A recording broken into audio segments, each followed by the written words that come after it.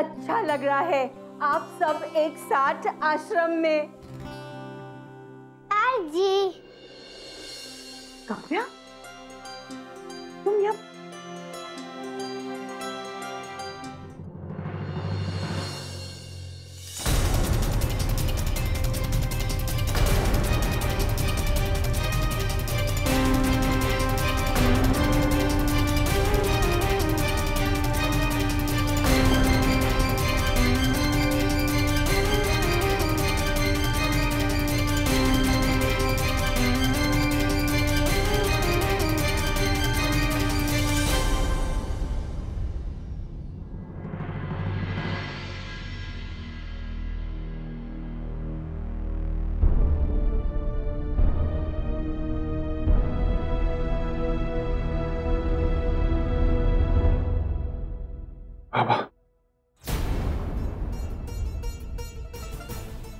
पापा, I am so sorry पापा। मैं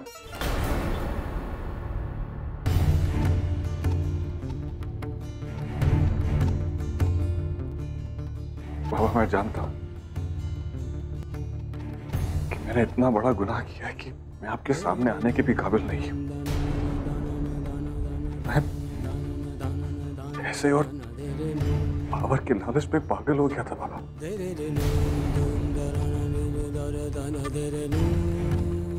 मैंने आपका इतना अपमान किया,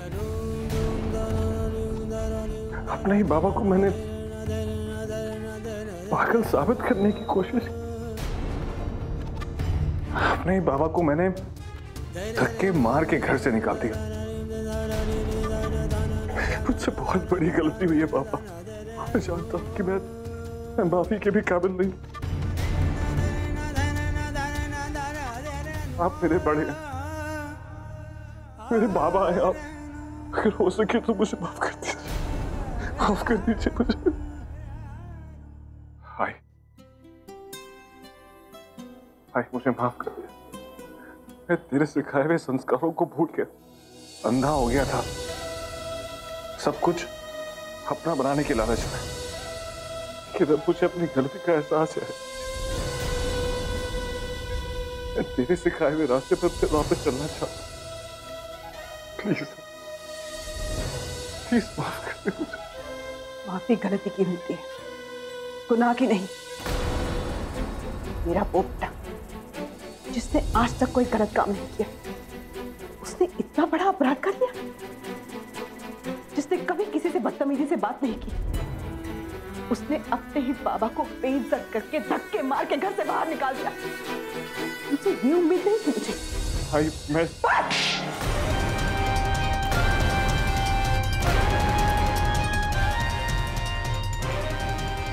एक शब्द और नहीं, समझ ले।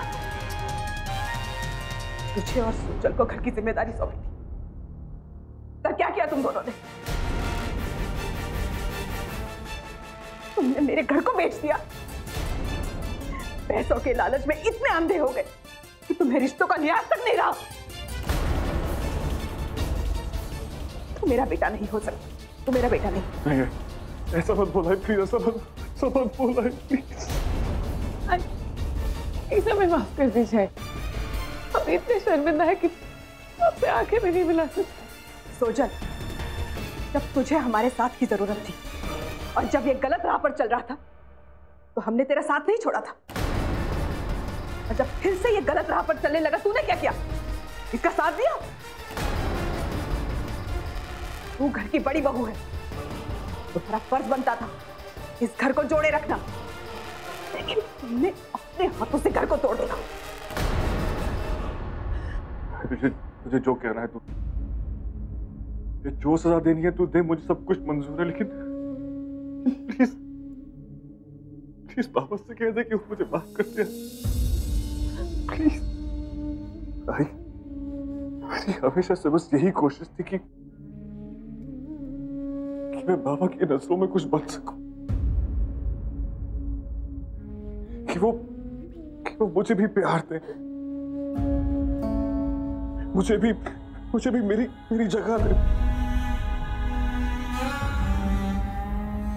और भाई श्लोक के जाने के बाद सच में मेरी कोशिश सिर्फ यही थी, लेकिन ऐसा नहीं हुआ। पापा पापा बस लोग की यादों में खोए रहे, और तब मुझे ऐसा लगा जैसे जैसे इस घर में मेरा कोई वजूद ही नहीं।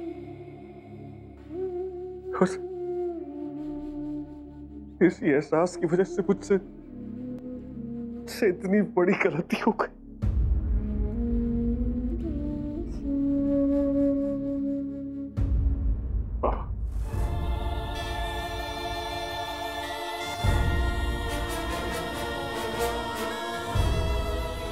प्लीज पापा, प्लीज मुझे माफ कर दीजिए। मैं आपके सामने हाथ जोड़ता हूं। अब मैं आपसे सच कह रहा हूं, मुझे नहीं पता था कि इतनी सरकार मुझसे पार्टनरशिप नहीं करना चाहता, बल्कि सिर्फ मेरा फायदा उठाना चाहता। मुझे मुझे एक मोहरा बनाना चाहता है अपना मकसद पूरा करने के लिए। प्लीज प्लीज मुझे एक मौका दीजिए अपनी गलती सुधारने का। प्लीज पापा, माफ कर दीजिए मुझे, प्लीज।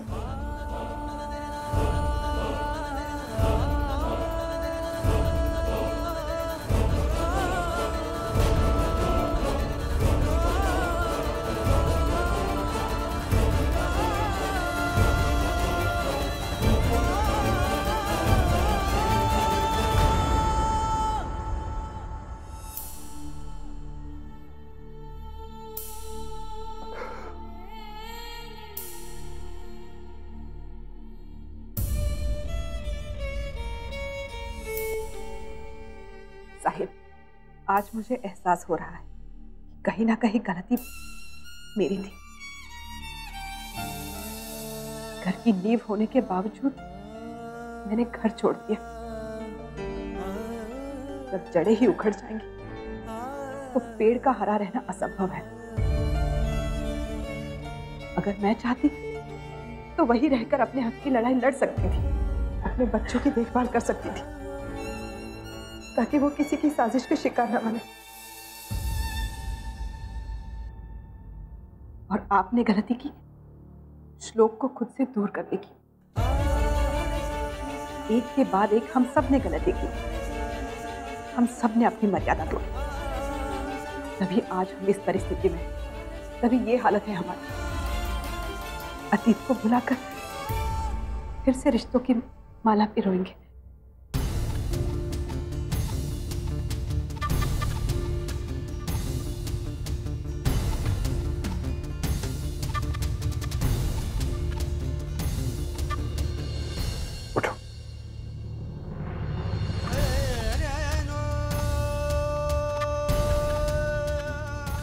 गलती सिर्फ तुम्हारी नहीं है, गुनहगार मैं भी तुमसे कहीं ज्यादा, क्योंकि कहीं ना कहीं मैंने तुम्हें मजबूर किया था कि तुम ऐसा कुछ करो।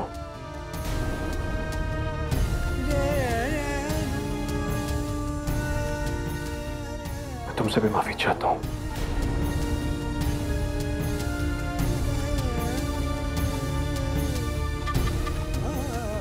देखो,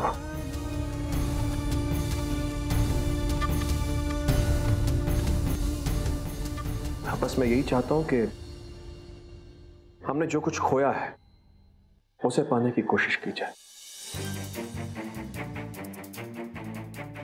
अपने लिए ना सही तो हमारी बच्ची काव्या के लिए।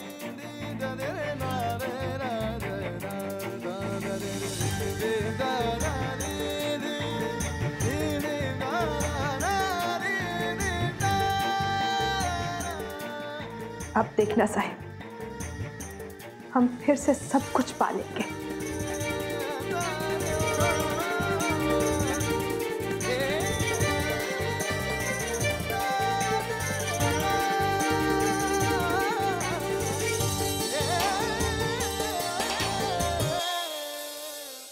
पापा,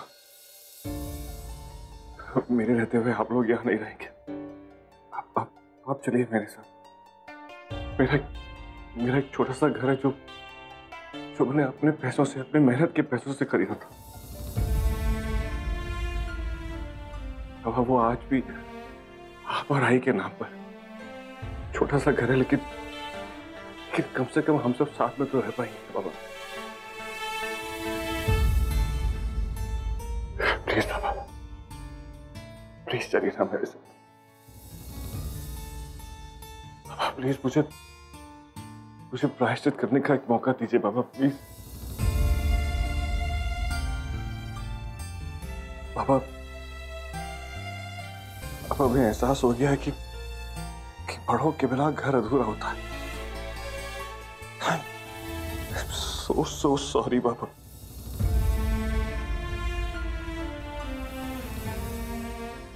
बाबा